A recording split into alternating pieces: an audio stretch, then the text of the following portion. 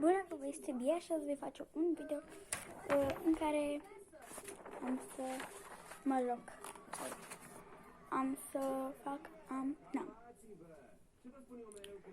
Deci, da.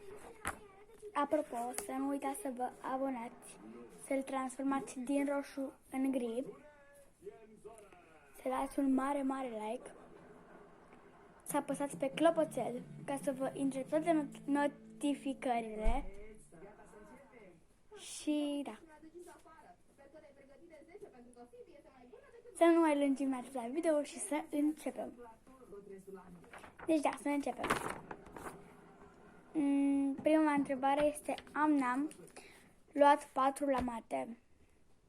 N-am.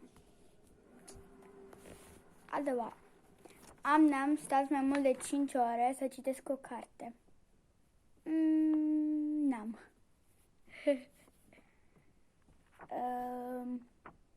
N-am căzut pe scări? Am.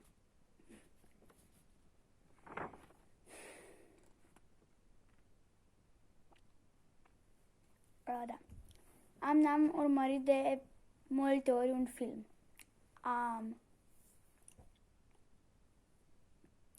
N-am mâncat pastă de dinți când era mică. Deci am.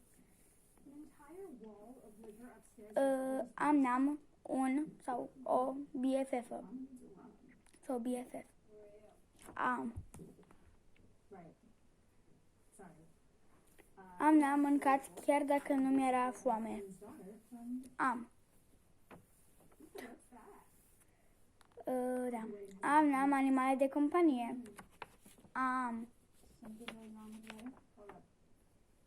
N-am mâncat ceva expirat? N-am. Niciodată. N-am făcut farse la telefon? Am. Și da. Cred că următorul video va fi farsă la telefon.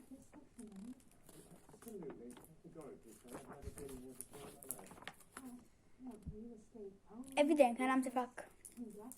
Cred că am să fac la o prietenă, mă rog. N-am mințit părinții? Mai de mult. N-am făcut provocări scriboase? N-am. N-am mințit cea mai bună prietenă sau cel mai bun prieten? N-am mințit. N-am citit o carte de peste 400 de pagini? Sincer să fiu, nu am citit, dar m-am apucat de o carte de 400 de pagini. Dar n-am citit pe toată, deci n-am. N-am făcut balet? Am. De la 2 ani. N-am Minecraft? Am. N-am copiat la test? N-am. Deci da.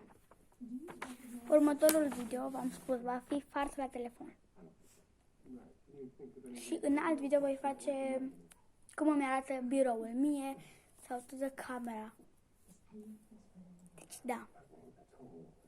Nu uitați să dați mare like, să vă abonați, cum am zis și la începutul videoului. Și da. Ha!